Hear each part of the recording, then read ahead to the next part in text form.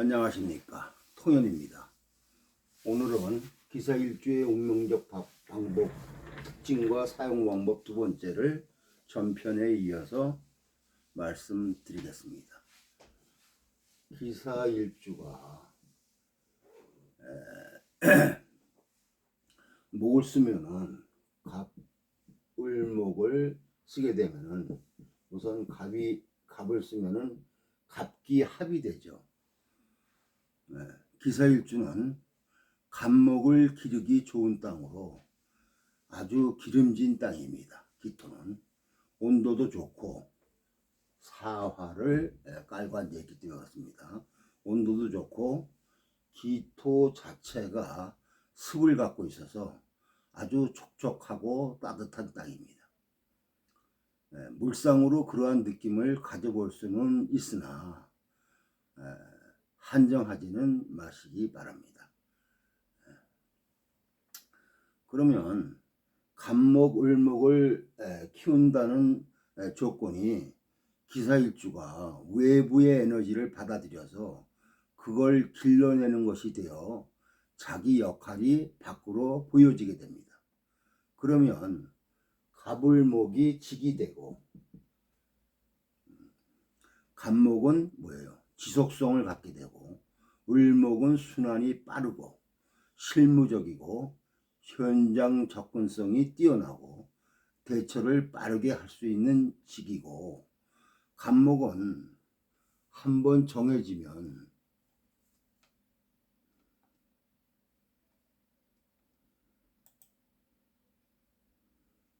안정되고 지속되는 형태의 직이 됩니다.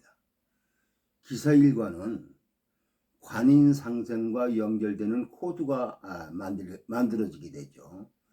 일지의 정인이니까 관사를 다루는 자격이 되어서 관을 잘 다룬다는 뜻입니다.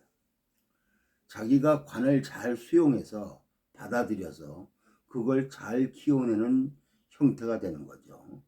목이 힘이 있을수록 좋습니다. 관을 충분히 감당합니다.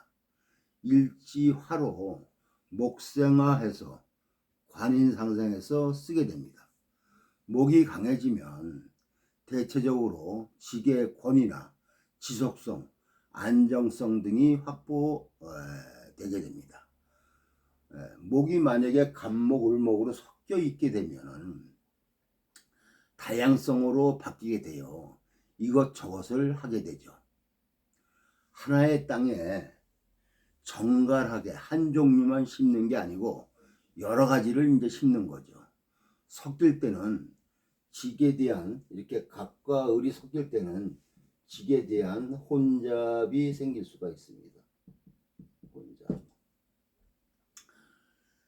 여러 개가 관여돼 갖고 겸직하게 되거나 또는 직에 대한 갈등을 유발할 수가 있습니다. 보통 혼잡이 되면은 고전에서는 부정적으로 이제 말하고 있습니다. 사주가 탁해진다고 말합니다. 과연 그러면 혼잡됐다고 그럴까? 우리가 생각해 봐야 됩니다.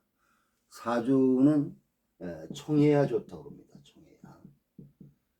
청해야 좋다고 하는데 과연 좋은 것인가? 그러면 이 청이라는 말이 누구 입장에서 청한가 이거죠. 이것을 잘 생각해 봐야 됩니다. 오너 입장에서, 사용자 입장에서 볼 때 청한 사주가 좋은 겁니다. 심플하니까 나한테 관을 준 사람한테 획일화된 거고 종속화된 거라 사용자에게 충성할 수는 있습니다. 그래서 사주가 청화되는 것은 사용자 입장에서 말하는 겁니다. 그런데 나의 입장에서 볼 때는 관이 여러 개고 그 관을 내가 충분히 감당할 수만 있다면 내가 이 직장이 아니면 다른 직장에 가면 됩니다. 그 사용자가 마음에 내가 안 들면 사용자를 내가 바꿀 수가 있습니다. 그러면 사용자 입장에서는 다루기가 힘드니까 불편합니다. 그래서 혼잡을 나쁘다고 한 겁니다. 사용자 입장에서 보는 겁니다. 그런데 내 입장에서는 선택권이 있죠. 다시 생각해 보면 단일하고 순수한 것이 과연 좋을까, 더 좋을까? 착각하지 말라 이거죠.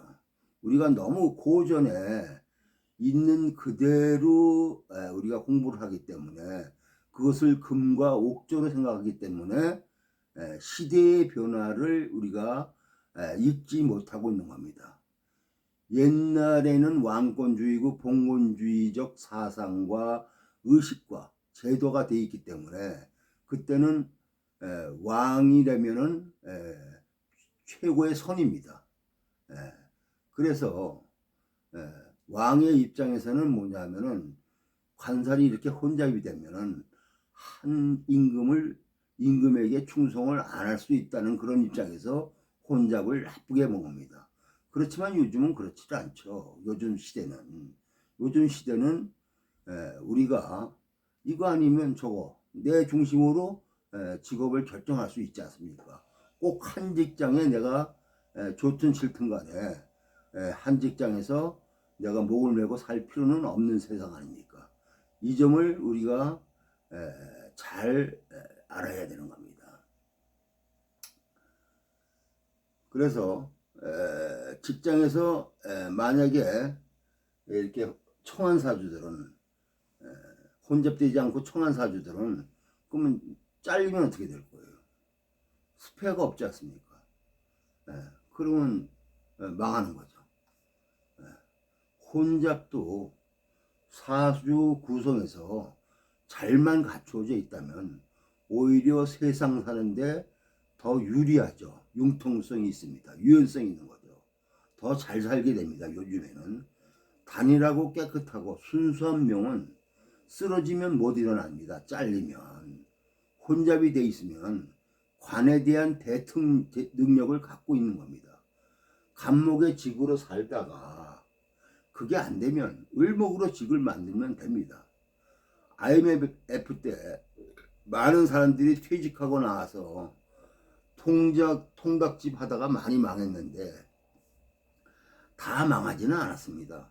단일하고 순수한 명은 망했으나 혼잡된 명은 살아남았습니다. 그럴 때 유리한 거죠. 만약에 인성이 혼잡이 되면은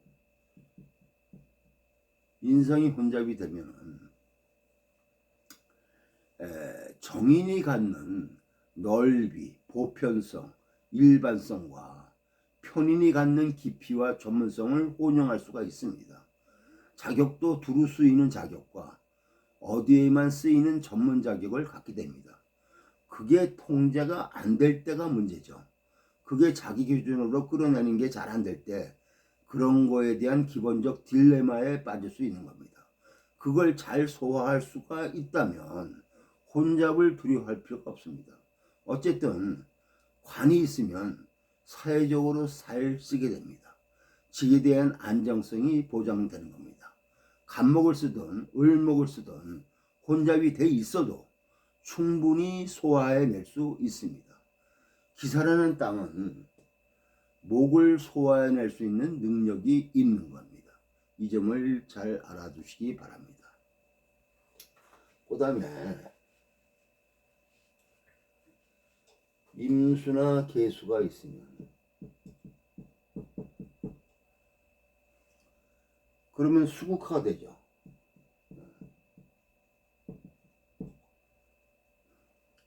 제극인입니다. 수국화는 제가 인성을 극하는 거죠. 인성으로 갖춘 것을 수로 써야 되는데 기사일주가 수를 보고 바로 직이나 업이 결정되기는 쉽지가 않습니다. 여기에 당연히 뭐냐면은 금과 목이 따라와야 됩니다. 그래야만이 인성으로 갖추고 내가 갖추고 있는 자격을 풀어내서 쓸 수가 있는 겁니다. 공부는 재를 중심으로 본다면 재에 맞춰진 자격 공부가 되죠.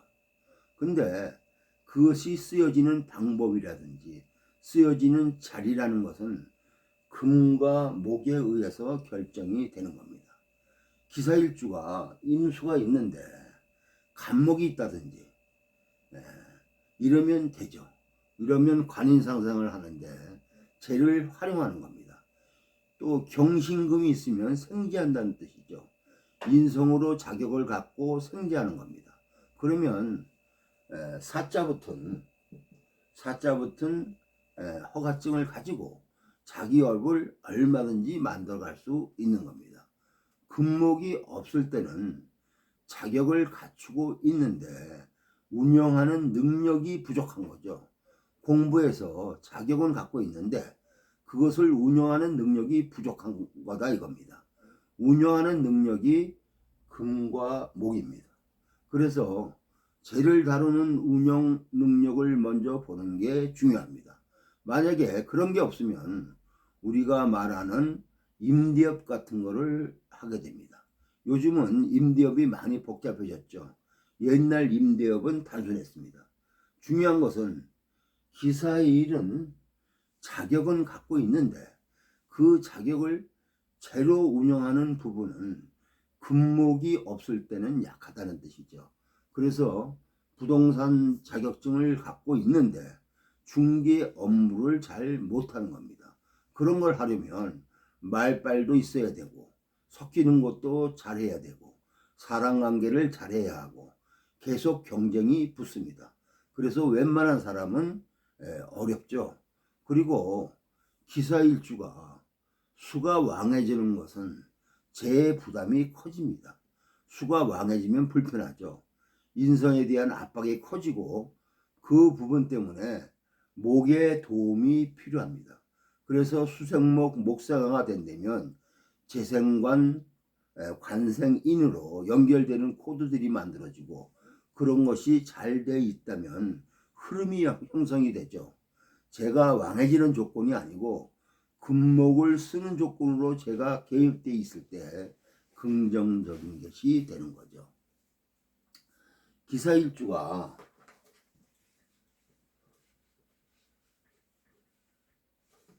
이렇게 병화가 나오면 사중에 병화가 나온 거니까 정인이 제대로 나온 거죠. 그러면 인성이 힘을 갖고 자리를 갖추고 있다고 보면 되고 그런데 이것은 뭐예요? 이것으로 완성된 건 아니죠. 무엇을 쓸 것인가를 찾아야 합니다. 금목을 찾아야 되죠. 여기서도 금목을 찾아야 돼요. 기토는 금목을 찾아야 합니다. 만약에 개수 일주에 기토 살을 쓴다 이거예요.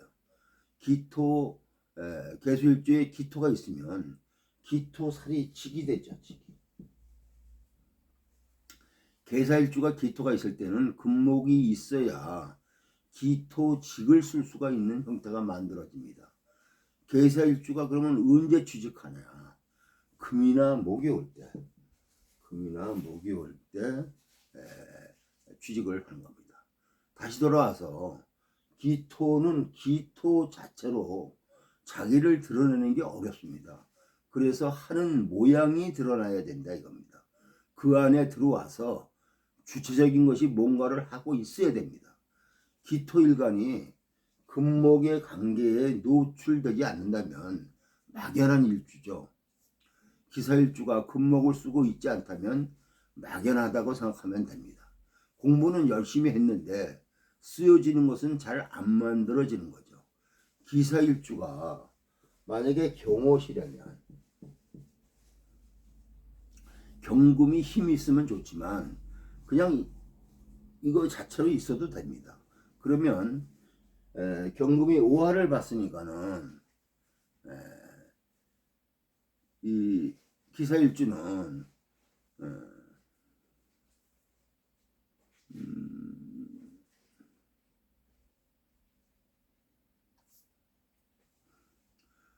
기사일주는 그래서 경옷이면 이렇게 힘이 있으면 좋지만 그냥 있어도 됩니다. 그러면 완성된 형태로 빠르게 쓰려고 합니다. 가벌목이 있어도 되고요. 그러면 인성을 통해서 관을 끌어와서 쓰게 됩니다.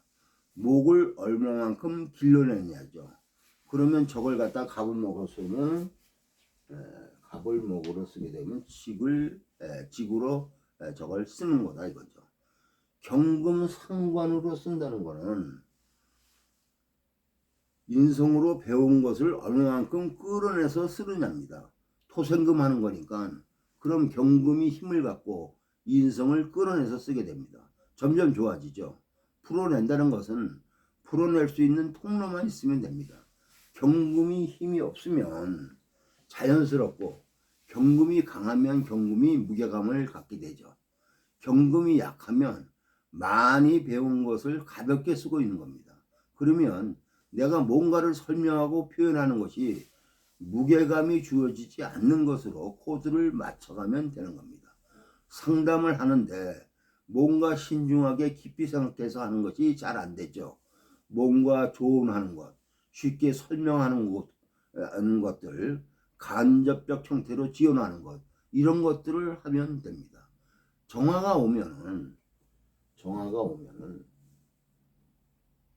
혼잡이 되죠. 네. 그래서 인성 혼잡이 이제 되는 겁니다. 앉은 자리에는 정인이 있고 천간에는 이제 정화가 오게 되면 정인과 편인의 혼잡이 일어나는 거죠. 그러면 그런 혼잡이 부정적이냐 긍정적이냐를 봐야 합니다. 생각이 뭐예요? 오락가락할 수도 있죠. 자기가 주도할 수 있는 힘이 있다면 상황에 맞춰서 인성을 쓸 수 있습니다. 정인스러울 때는 정인스럽게, 편인스러울 때는 편인스럽게 씁니다. 지금 현대인한테 요구하는 게 뭡니까? 어느 한 분야의 전문가로 그것만 요구하는 것이 아닙니다. 계층을 넘나드는 전공을 넘나드는 자기 전공 분야를 넘어서서 다른 것을 끌어들이고 활용하고 이용할 줄 아는 그러한 지식인들을 현대에서는 요구합니다. 자기 말만 하는 지식인을 말하지 않습니다. 자기 계층, 자기 영역을 벗어나는 겁니다. 인성적 혼잡이 영역에 대한 수평과 수직에 대한 에너지를 교차해서 쓸 수가 있는 거죠.